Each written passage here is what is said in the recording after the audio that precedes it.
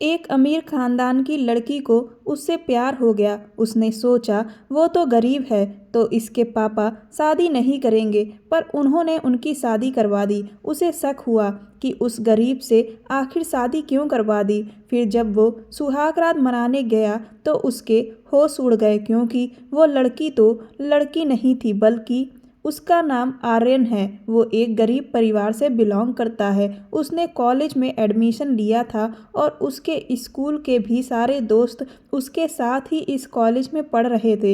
इस दौरान कॉलेज में एक नई लड़की ने भी एडमिशन लिया। वह दिखने में बहुत ही ज़्यादा खूबसूरत थी और लेकिन वह बहुत कम बात करती थी। वो सभी लड़के उसे देखकर मोहित रहते थे। उसके दोस्त तो कहते थे कि यह जिससे भी शादी करेगी वह बहुत ही लकी होगा।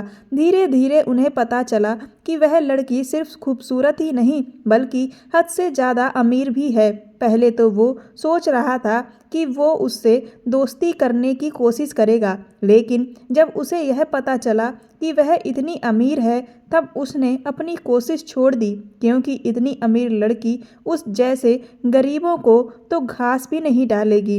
इन दिनों वो थोड़ा सा परेशान रहता था, क्योंकि उसके घर में पैसों की कमी के कारण कोई भी चीज़ ठीक से नहीं हो पा रही थी। आर्यन के माँ बाप को उसकी नौकरी की बहुत जल्दी थी, लेकिन नौकरी पाना कितना मुश्किल है यह तो वो ही समझता था। नौकरी की टेंशन उसे अंदर ही अंदर खाए जा रही थी। वो यही सोचता था कि जैसे ही पढ़ाई पूरी होगी वैसे ही उसे नौकरी ढूंढने के लिए दर बदर की ठोकरें खाना पड़ेगा, लेकिन उसके बावजूद भी यह ज़रूरी नहीं है कि उसे एक अच्छी नौकरी मिल ही जाए। यही सब सोचकर वो बहुत परेशान रहने लगा था। दोस्तों के साथ भी वो लोग यही बैठकर डिस्कशन करते कि यार एक अच्छी नौकरी आखिर कैसे मिल पाएगी, क्योंकि अब तो इतनी ज़्यादा जनसंख्या हो चुकी है कि अच्छी नौकरी की कतार में बहुत लंबी लाइन लगी हुई है। इस दौरान उसकी बुआ के बेटे की शादी का कार्ड आया तो वो सब परिवार सहित उस शादी में शामिल होने के लिए गए। जब वो वहाँ पहुँचा तो उसे पता चला कि उसकी बुआ के बेटे ने तो बहुत ही लंबा हाथ मारा है। वह जिस कंपनी में नौकरी कर रहा था उसने उसी कंपनी के बॉस की बेटी को पटा लिया और आज खुद उस कंपनी का मालिक बन बैठा है। बुआ तो अपने बेटे की तारीफ करते थक नहीं रही थीं। वहाँ पर बाकी सब भी यही कर रहे थे कि वैसे तो जिंदगी भर यह नौकरी ही करता और हजारों में ही कमा पाता, लेकिन इसने तो बड़ा ही लंबा हाथ मारा है। इसे ही तो दिमाग कहते हैं। अब देखो कहाँ पहले नौकरी कर रहा था और कहाँ अब खुद बॉस बन चुका है। यह सारी बातें सुनकर आर्यन की मम्मी भी उससे कहने लगीं, काश मेरे बेटे को भी कोई ऐसी ही लड़की मिल जाए तो कितना अच्छा रहे। वह सोचने लगा उसकी ऐसी किस्मत कहाँ जो इतनी अमीर लड़की उसके हिस्से में आ जाए। लेकिन यह तरीका है तो बहुत ही अच्छा है, क्योंकि तुम कितनी भी मेहनत कर लो, कितना भी पैसा कमा लो, लेकिन कुछ ही सालों में इतने अमीर नहीं बन पाओगे।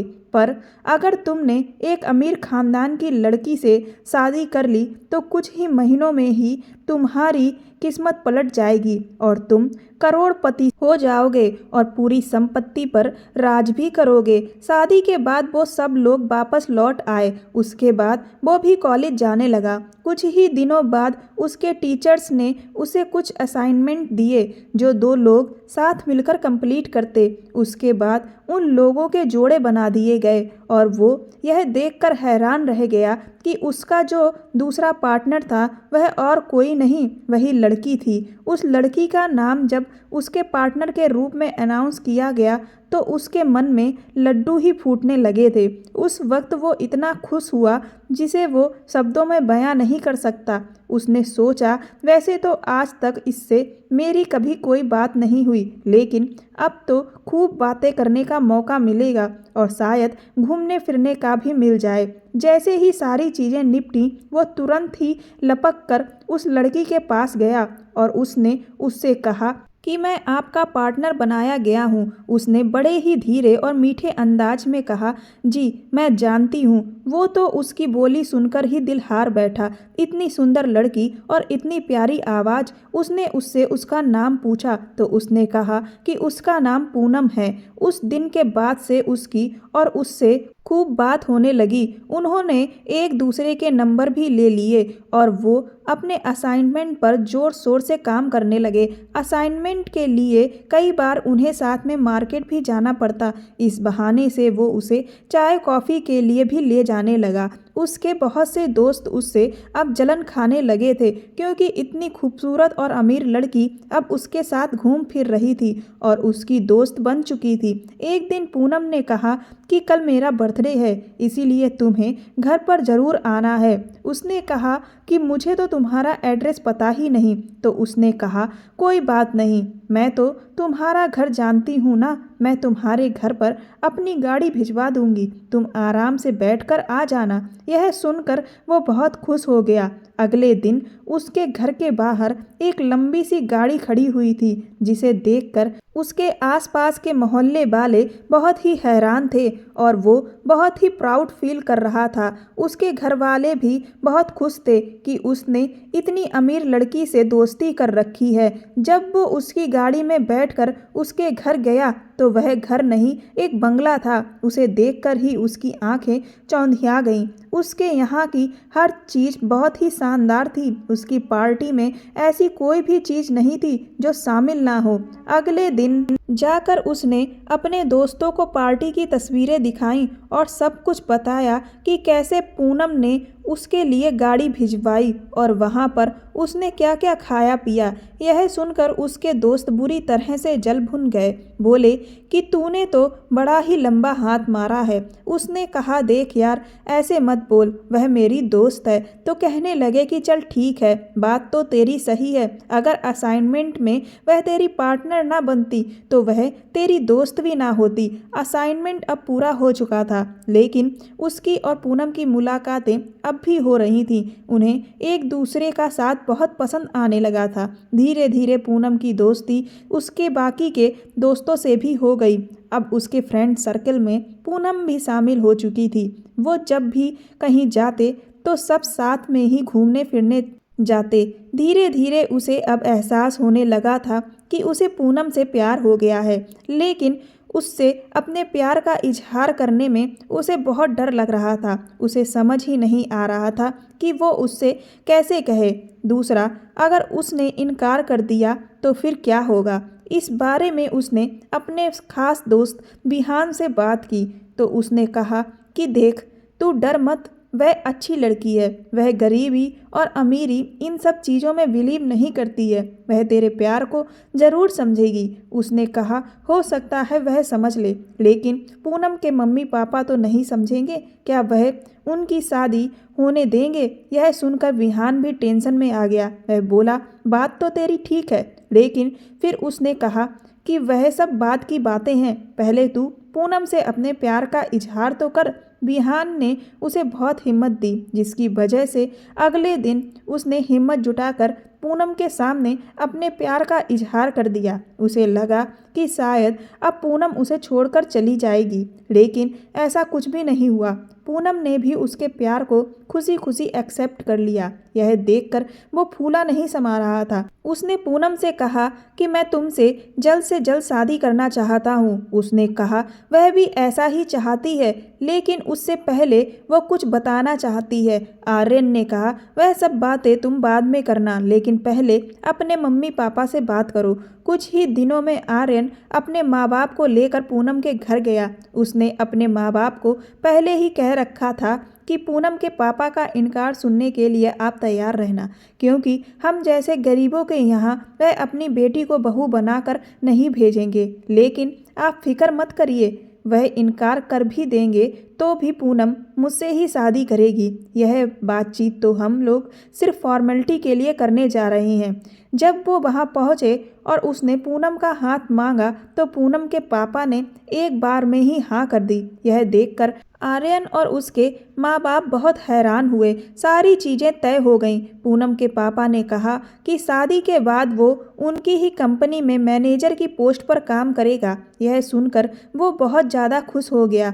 अब आर्यन के माँ बाप भी बिल्कुल निश्चिंत हो गए थे और उस पर बहुत गर्व कर रहे थे कि उसने भी अपना फ्यूचर अच्छे से सेट कर लिया। पर ना जाने क्यों आर्यन के मन में अब शक पैदा होने लगा था। वो बार बार यही सोच रहा था कि पूनम के पापा ने एक बार भी इस रिश्ते से कोई ऐतराज नहीं किया, आखिर क्यों। दूसरा, पूनम के पापा को शादी की बहुत ज़्यादा जल्दी थी। उन्होंने 1 हफ्ते के अंदर ही सारी चीज़ें करना तय कर दिया। इतनी जल्दबाजी देखकर आर्यन को अब और भी ज़्यादा शक होने लगा था। इधर पूनम उसे बार बार मिलने को कह रही थी क्योंकि उसको कुछ बताना था, पर आर्यन अपने घर में शादी की तैयारी करने वाला अकेला ही था, तो इतना समय ही नहीं निकाल पा रहा था कि वो पूनम से मिल सके। लेकिन पूनम का कहना यह था कि शादी से पहले वो उसे जो बात बताना चाहती है वह बहुत ज़रूरी है। उसने कोशिश तो पूरी की पर वो उससे मिल ही नहीं पाया, लेकिन उसने सोचा कि जो भी बात है वह पूनम उसे शादी के बाद भी बता देगी तो भी उसमें क्या हर्ज है। एक तरफ वो शादी को लेकर बहुत खुश था क्योंकि उसकी लाइफ अब सेट हो चुकी थी, पर दूसरी तरफ उसके मन में थोड़ा थोड़ा शक भी आ जाता था। खैर, 2 दिन बाद उसकी और पूनम की शादी हो गई और आज उसकी सुहाग रात थी। मैं बहुत ज़्यादा खुश था। वो कमरे के अंदर गया तो कमरा बहुत ही खूबसूरती से सजाया गया था और पूनम तो किसी राजकुमारी से कम नहीं लग रही थी। उसने उसका घूंघट उठाया और उसके बाद अपने प्यार की शुरुआत की, लेकिन इस सब के कुछ देर बाद जो सच उसके सामने आया उसे देखकर तो आर्यन के होश ही उड़ गए। वो बुरी तरह से घबरा गया, पसीना पसीना हो गया। उसने कहा, पूनम, मैं तो तुम्हें लड़की समझता था और तुम हो भी इतनी सुंदर, लेकिन तुम तो। पूनम ने जब उसे घबराया हुआ देखा तो उसे समझाने लगी और बोली, आर्यन, मैं तुम्हें शादी से पहले यही सब बताना चाहती थी। उसने कहा, तुमने मुझे धोखा दिया है, तुमने मेरी जिंदगी खराब कर दी है। आर्यन को अब उससे नफरत हो रही थी। पूनम ने कहा कि तुम पहले मेरी बात तो सुनो, लेकिन उस वक्त उसे इतना गुस्सा आया कि उसने उसी वक्त पूनम को छोड़ने का फैसला कर लिया। वह उसे बार बार रोक रही थी और समझाने की कोशिश कर रही थी, लेकिन उसने उसकी एक भी ना सुनी और उसी रात वो अपने घर वापस लौट आया। आकर आर्यन ने अपने माँ बाप को पूनम की पूरी सच्चाई बता दी तो वह भी हैरान रह गए। कुछ ही दिनों बाद पूनम को तलाक दे दिया। अब वो अच्छे से समझ चुका था कि इसीलिए पूनम के पापा उससे शादी करने के लिए एक बार में ही राजी क्यों हो गए थे। उसके सभी दोस्तों ने उसके और पूनम के तलाक की वजह पूछी तो उसने उन्हें गोलमोल सा जवाब देकर कह दिया कि हमारे बीच पट नहीं रही थी, बस इसीलिए तलाक दे दिया। इधर धीरे धीरे समय बीतने लगा और आर्यन ने दूसरी शादी कर ली और एक कंपनी में नौकरी करने लगा, लेकिन अब वो बहुत ज़्यादा फ्रस्ट्रेट रहता था क्योंकि उसकी नौकरी बहुत अच्छी नहीं थी और यह नौकरी छोड़ भी नहीं सकता था क्योंकि बड़ी ही मुश्किल से उसे यह नौकरी मिल पाई थी। दूसरा, घर में उसकी पत्नी उससे हर दिन किसी न किसी बात को लेकर झगड़ा करती रहती थी। उनके बीच प्यार का नामो निशान तक नहीं था। वो एक दूसरे की शक्ल देखते ही चिढ़ जाते थे। वो घर से इतना ज़्यादा फ्रस्ट्रेट रहने लगा था कि घर ना जाने के बहाने ढूंढता रहता था। पूरी तरह से अपनी ज़िंदगी से हताश और निराश हो चुका था। कई बार तो वो अपने आप को कोसता कि उसने इस लड़की से शादी करने का फैसला आखिर लिया ही क्यों। एक दिन अचानक से उसके दोस्त विहान का उसके पास फ़ोन आया। उसने आर्यन से कहा कि वह शादी कर रहा है और उसे भी उसकी शादी में ज़रूर आना है। उसने उनके ग्रुप के सभी लोगों को भी बुलाया है तो उन सभी का एक गेट टुगेदर भी हो जाएगा। उसे उसकी बात ठीक लगी क्योंकि जो सुकून उसे अपने दोस्तों के साथ मिलता था वह अब कहीं भी नहीं है। उसकी खुद की निजी ज़िंदगी तो पूरी तरह से जहन्नुम बन चुकी थी। वो भी अक्सर अपने दोस्तों को याद करता था और आज बिहान ने उसे अपनी शादी में बुलाकर बहुत बड़ी खुशी दे दी थी। उसने उससे कहा कि वो उसकी शादी में ज़रूर आएगा। उसे भी यहाँ से जाने का एक मौका चाहिए था। सोचा कम से कम कुछ दिन ही सुकून के तो जीऊँगा और पुरानी यादें भी ताज़ा हो जाएंगी। लेकिन उसके दिमाग में एक बात आई कि क्या बिहान ने पूनम को भी बुलाया होगा। उसने सोचा कि उसे नहीं लगता कि पूनम बिहान की शादी में आएगी, क्योंकि उसे भी यह बहुत अच्छे से पता होगा कि वो बिहान की शादी में जाएगा तो वह उसे फेस नहीं कर पाएगी। उसने बिहान की शादी की कुछ शॉपिंग की और तैयारी करके जाने लगा। इधर उसकी बीवी इस बात को लेकर भी उससे झगड़ा कर रही थी, लेकिन उस दिन उसने उससे कुछ भी नहीं कहा। उसने सोचा कौन अपना मूड खराब करे और चुपचाप अपना सामान लेकर निकल गया। जब वो शादी में पहुंचा तो वहां अपने सारे दोस्तों से मिलकर वो बहुत खुश हो गया। ऐसा लगा कि जैसे उसके जीवन में फिर से बहार लौट आई। उन सब ने अपनी पुरानी यादें ताज़ा की। बिहान ने वहाँ बहुत अच्छे इंतजाम कर रखे थे, कुछ समय के लिए ही सही, लेकिन वो अपनी शादीशुदा जिंदगी को पूरी तरह से भूल चुका था। शाम को जल्दी जल्दी तैयार होकर वो लोग बिहान की शादी में पहुंच गए। वहाँ का इंतजाम देखकर तो उन लोगों की आंखें फटी की फटी रह गईं। उसका एक दोस्त कहने लगा कि इंतजाम तो बेहतर होंगे ही, तुझे नहीं पता है बिहान ने बहुत लंबा हाथ मारा है। किसी बहुत बड़े बिजनेसमैन की बेटी है जिससे वह शादी कर रहा है। उसने जब यह सुना तो उसे मन में थोड़ी निराशा हुई। सोचा यह मौका तो उसके हाथ भी आया था, लेकिन उसकी फूटी किस्मत, उसे तो लड़की की जगह। यह सोचकर वो दुल्हन की एंट्री की तरफ ध्यान से देखने लगा। लड़की की एंट्री भी इतनी अच्छी हो रही थी, ऐसा लग रहा था जैसे कहीं की राजकुमारी आ रही हो। वो सभी दोस्त लड़की का चेहरा देखने के लिए बुरी तरह से बेताब थे। तभी जैसे ही लड़की की पहली झलक उसने देखी, उसके तो पैरों तले जमीन ही खिसक गई। उसे ऐसा लगा जैसे उसे चक्कर आ गया। उस वक्त सिर्फ वो ही हैरान नहीं था, उसके सारे दोस्त भी भौचक्के रह गए और एक दूसरे का मुंह देखने लगे। फिर वो सब एक साथ उस लड़की का नाम बोले, पूनम। इसके बाद वह सब कहने लगे कि यह तो हमने सोचा ही नहीं था। सोचा तो ऐसा आर्यन ने भी नहीं था। वह सब तो थोड़ी देर हैरान रहकर खुश होने लगे कि चलो कोई बात नहीं, जिसे जो पसंद हो। लेकिन असलियत क्या थी यह तो वो ही जानता था। उसने कहा, विहान ऐसा कैसे कर सकता है? क्या उसका दिमाग खराब हो गया है? उसे शादी करने के लिए पूनम ही मिली? तो वह सब उसे समझाने लगे कि देख यार, तेरा और पूनम का तलाक तो बहुत पहले हो चुका है ना, तो अब तुझे इस सब से क्या लेना देना, तू छोड़ उस बात को। उसने कहा, मैं उस बात को कब का छोड़ चुका हूँ, लेकिन तुम्हें नहीं पता कि मैंने पूनम को तलाक क्यों दिया था।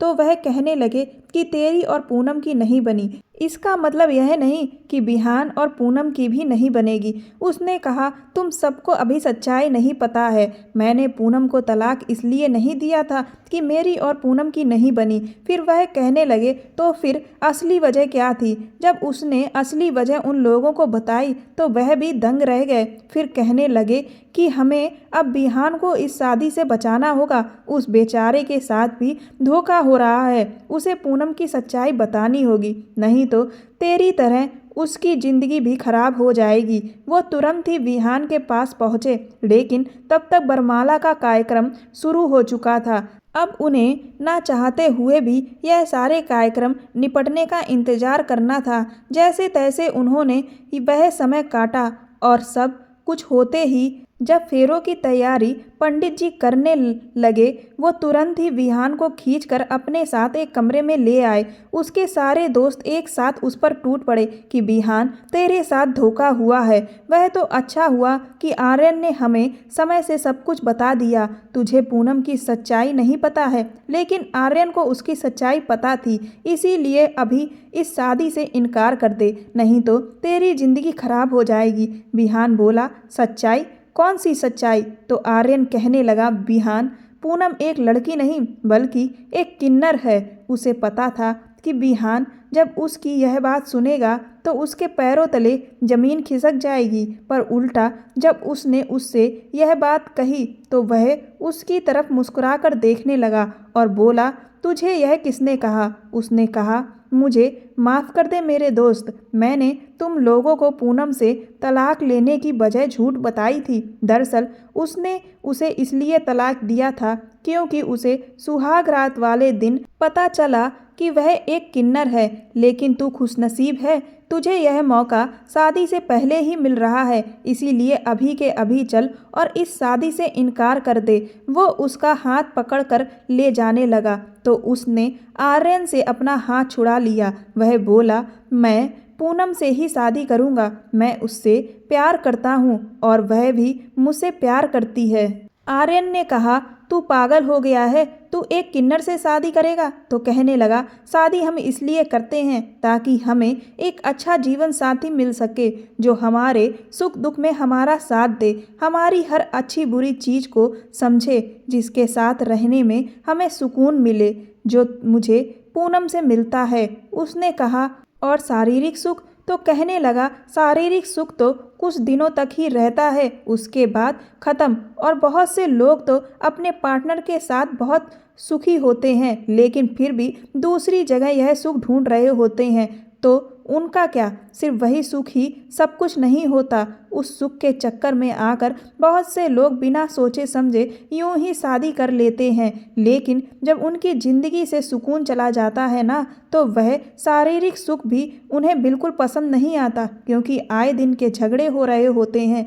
दुनिया को दिखाने के लिए पति पत्नी ज़रूर होते हैं, लेकिन एक दूसरे को फूटी आंख भी नहीं भाते। इसीलिए एक शादीशुदा जीवन में सबसे ज़्यादा ज़रूरी होती है अंडरस्टैंडिंग और प्यार, जो मेरे और पूनम के बीच में है। तो मेरे लिए पूनम से बेहतर पार्टनर कोई नहीं हो सकता। बिहान की यह बात सुनकर उसे उसकी शादीशुदा जिंदगी याद आ गई। वो सोचने लगा, बात तो यह ठीक कह रहा है, उसकी पत्नी के साथ उसकी अंडरस्टैंडिंग बिल्कुल भी नहीं है, तो ना तो उसके बीच मानसिक सुकून है, ना ही शारीरिक। उसने कहा, देख बिहान, मैं जानता हूँ तू उससे प्यार करता है, लेकिन यह सब कुछ दिन बाद ही ख़त्म हो जाएगा। तो बिहान कहने लगा, तेरे लिए ख़त्म हो गया होगा, लेकिन मैं पूनम से सच्चा प्यार करता हूँ। तेरा प्यार उसके लिए सिर्फ उसके शरीर तक ही सीमित था, इसीलिए एक रात में ही हवा हो गया। और तेरी जानकारी के लिए मैं बता दूं कि पूनम एक किन्नर नहीं बल्कि लड़की ही है। यह सुनकर वो सभी दोस्त हैरान रह गए। फिर वह कहने लगा कि तू अपनी ख्वाहिशों में इतना अंधा हो चुका था कि तूने पूनम की एक बात भी ना सुनी। तू कहता था ना कि तू उससे सच्चा प्यार करता है। क्या यही था तेरा सच्चा प्यार? तूने उसे एक पल को भी नहीं समझा। वह तुझे बार बार कहती रही कि वह तुझे कुछ बताना चाहती है, लेकिन तूने उसकी एक ना सुनी। वह उस रात तुझे यही कहना चाहती थी कि कुछ दिनों बाद ही उसका ऑपरेशन हो जाएगा और सब कुछ ठीक हो जाएगा, लेकिन तुझे कुछ महीनों के लिए धैर्य रखना होगा। लेकिन तू तो अपने आगे किसी की सुनना ही नहीं चाहता था। तूने उसे इतना ज़्यादा हर्ट किया कि फिर उसने दोबारा तुझे कुछ भी कहने की हिम्मत ही नहीं जुटाई, क्योंकि असलियत यही थी, तू उससे नहीं उसके शरीर और पैसे से प्यार करता था। तू तो उसे छोड़कर चला गया था। उस वक्त पूनम बहुत अकेली हो गई थी, तब मैंने उसका साथ दिया था और मुझे उसी वक्त उसकी सच्चाई पता चल चुकी थी। लेकिन जब मुझे उससे प्यार हो गया तो मैंने उससे शादी करने की इच्छा जताई, तो उसने कहा कि मैं अब एक बार फिर से वही सब बर्दाश्त नहीं कर सकती। बिहान ने कहा, मैं अमन के जैसा नहीं हूँ, मुझे इससे कोई फ़र्क नहीं पड़ता, मुझे तुम्हारे साथ सुकून मिलता है, तो बस मुझे उसी से ही मतलब है।